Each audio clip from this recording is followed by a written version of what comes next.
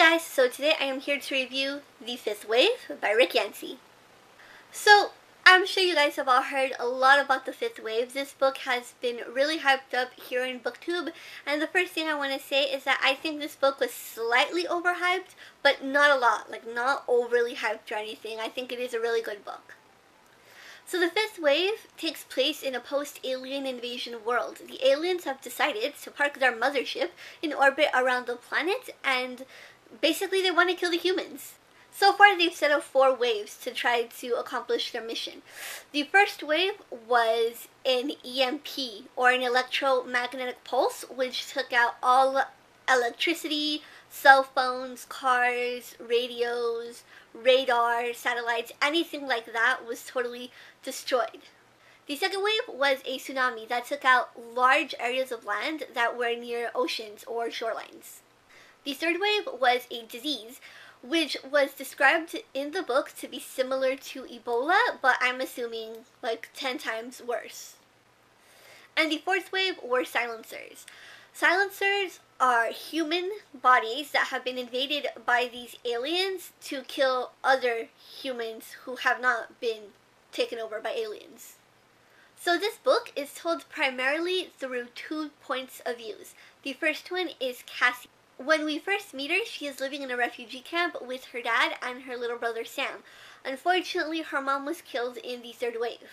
One day, while at the camp, a huge group of soldiers show up and they tell everybody that they have to take all the children. Anybody under the age of 15 has to go with the soldiers to a secure military location.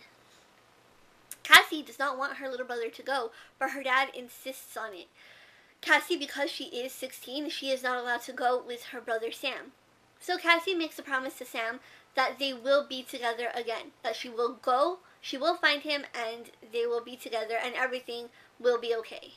The second point of view is that of zombies. When we first meet him, he is waking up in said secure military location. He's like in the hospital wing of the area, and he is recovering from just these traumatic events. He saw his sister be killed, his parents were attacked. It was just crazy sauce. Zombie, who obviously that's not his real name, but that's the name he chooses to go by, he is now going to be trained to kill all these silencers that have taken over the earth, because obviously humans want to protect their planet and they don't want it to be taken over by aliens.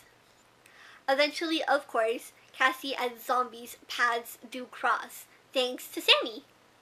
So obviously I don't want to give too much of the plot and sort of all the little major bits and pieces of the story away, especially because I'm sure not everybody has read this book because it was talked about so much here on BookTube, but I just want to say that this is a good book.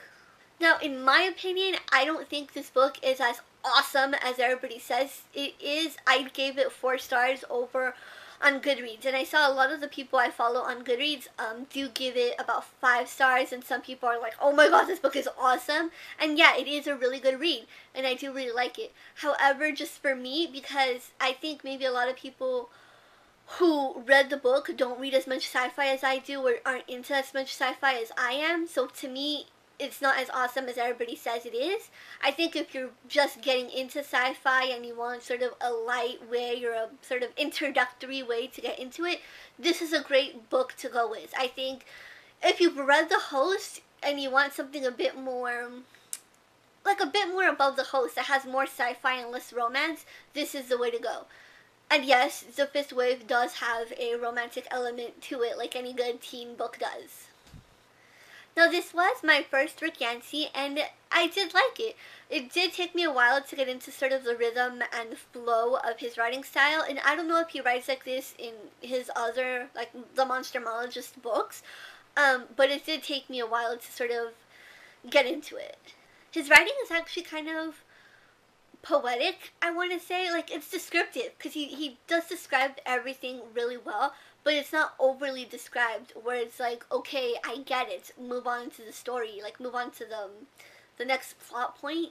So you're really able to imagine and understand everything that's going on and all the images that he's trying to convey. Now this book is the first book in a trilogy, I believe, so I don't know when the next book is set to come out. I'm assuming probably sometime next year. I am planning to continue on with the trilogy because I do want to know what happens next. Anyway, that's all for today's video. Thanks so much for watching, and I'll see you guys next time. Bye!